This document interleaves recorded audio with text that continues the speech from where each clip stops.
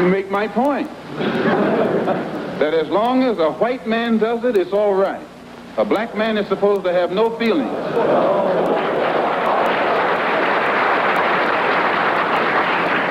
But when a black man strikes back, he's an extremist. He's supposed to sit passively and have no feelings, be nonviolent, and love his enemy. No matter what kind of attack, be it verbal or otherwise, he's supposed to take it.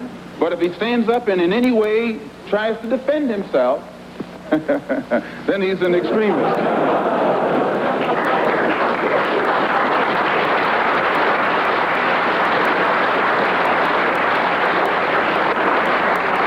No, I think that the speaker who preceded me is getting exactly what he asked for.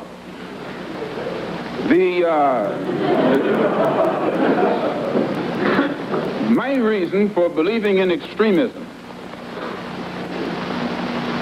intelligently directed extremism, extremism in defense of liberty, extremism in quest of justice, is because I firmly believe in my heart that the day that the black man takes an uncompromising step and realizes that he's within his rights, when his own freedom is being jeopardized, to use any means necessary to bring about his freedom or put a halt to that injustice, I don't think he'll be by himself. I live in America where there are only 22 million blacks against probably 160 million whites. One of the reasons that I'm in no way reluctant or hesitant to do whatever is necessary to see that black people do something to protect themselves, I honestly believe that the day that they do, many whites will have more respect for them, and that there will be more whites on their side than are now on their side with these little wishy-washy love thy enemy approach that they've been using up to now. And if I'm wrong, then you are racialists.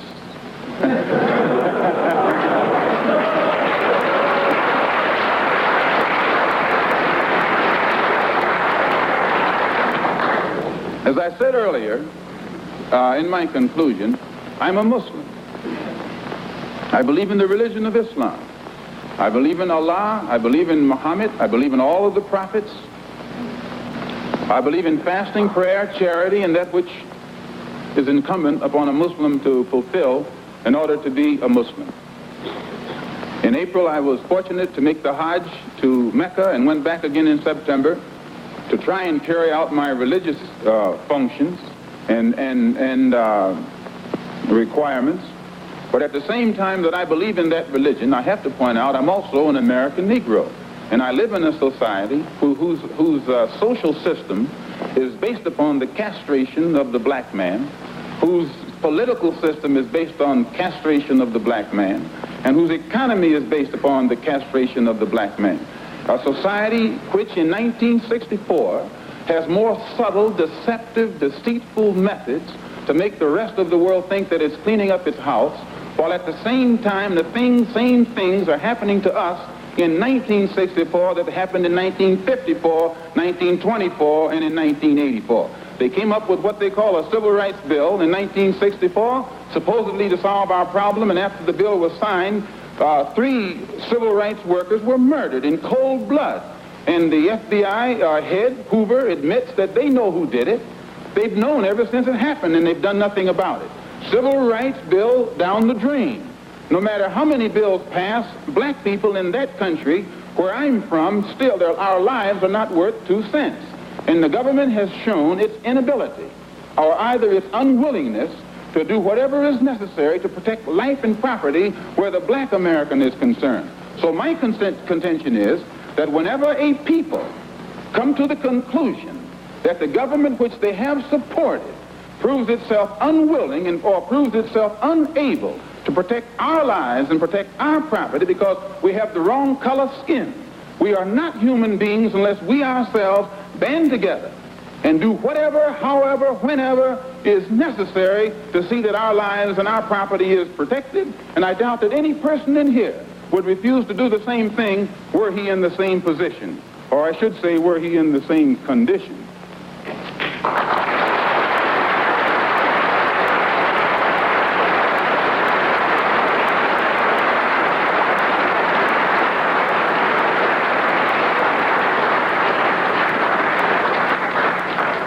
one step farther to see am I justified in this stand.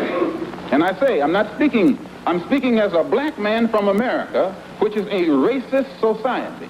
No matter how much you hear it talk about democracy, it's as racist as South Africa, or as racist as Portugal, or as racist as any other racialist society on this earth. The only difference between it and South Africa preaches separation and practices separation. America preaches integration and practices segregation.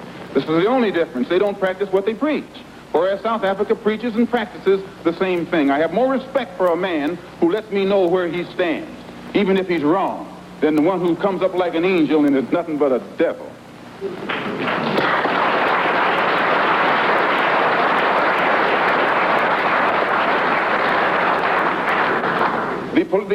The system of government that America has consists of committees.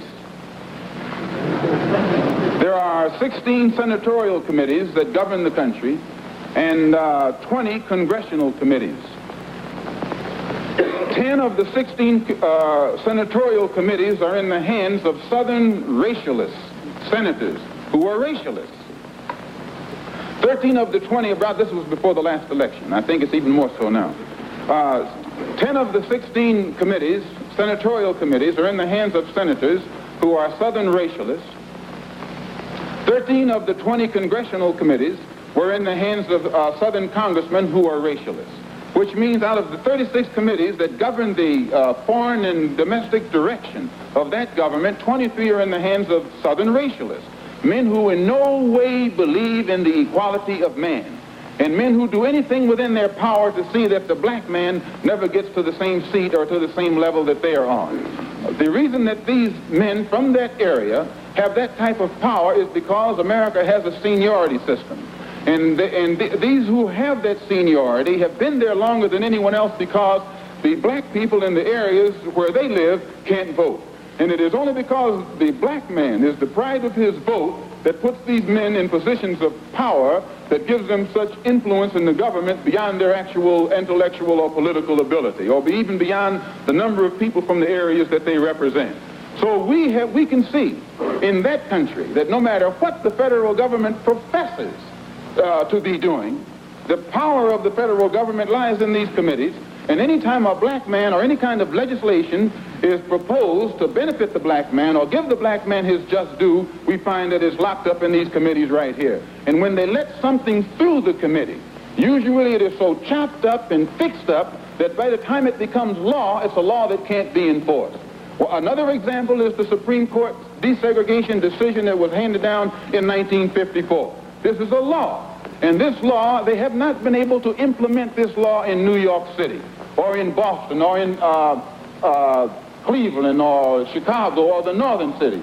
And my contention is that any time you have a country, supposedly a democracy, supposedly the land of the free and the home of the brave, and it can't enforce laws, even in the northernmost cosmopolitan and progressive part of it, that will benefit a black man, if those laws can't be enforced or that law can't be enforced, how much heart do you think we will get when they pass some civil rights legislation which only involves more laws? If they can't enforce this law, they'll never enforce those laws. So my contention is that we are faced with a racialistic society, a society in which they are deceitful, deceptive, and the only way we can bring about a change is to talk the kind of language, speak the language that they understand.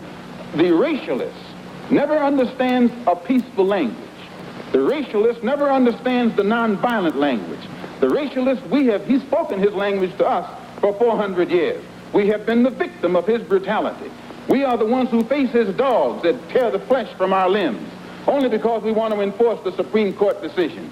We are the ones who have our skulls crushed, not by the Ku Klux Klan, but by policemen, only because we want to enforce what they call the Supreme Court decision.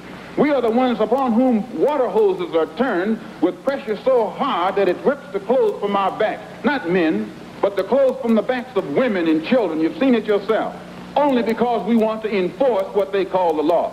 Well, anytime you live in a society supposedly based upon law, and it doesn't enforce its own law because the color of a man's skin happens to be wrong, then I say those people are justified to resort to any means necessary to bring about justice where the government can't give them justice.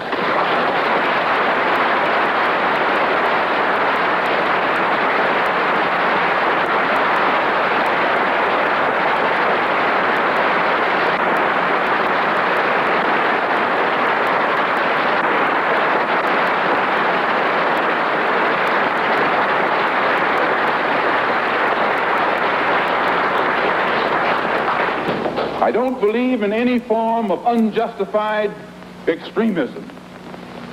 But I believe that when a man is exercising extremism, a human being is exercising extremism in defense of liberty for human beings, it's no vice. And when one is moderate in the pursuit of justice for human beings, I say he's a sinner. And I might add in my conclusion, in fact, America is one of the best examples when you read its history about extremism. Old Patrick Henry said liberty or death. That's extreme. Very extreme.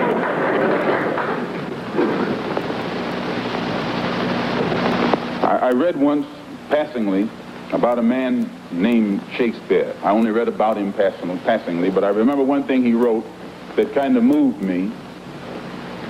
He put it in the mouth of Hamlet, I think it was, who said, to be or not to be. He was in doubt about something. Whether it was nobler in the mind of man to suffer the slings and arrows of outrageous fortune, moderation, or to take up arms against the sea of troubles and by opposing, end them. And I go for that. If you take up arms, you'll end it. But if you sit around and wait for the one who's in power to make up his mind that he should end it, you'll be waiting a long time. And in my opinion, the young generation of whites, blacks, browns, whatever else there is, you're living at a time of extremism, a time of revolution, a time when there's got to be a change. People in power have misused it, and now there has to be a change, and a better world has to be built, and the only way it's going to be built is with extreme methods. And I, for one, will join in with anyone. Don't care what color you are, as long as you want to change this miserable condition that exists on this earth. Thank you.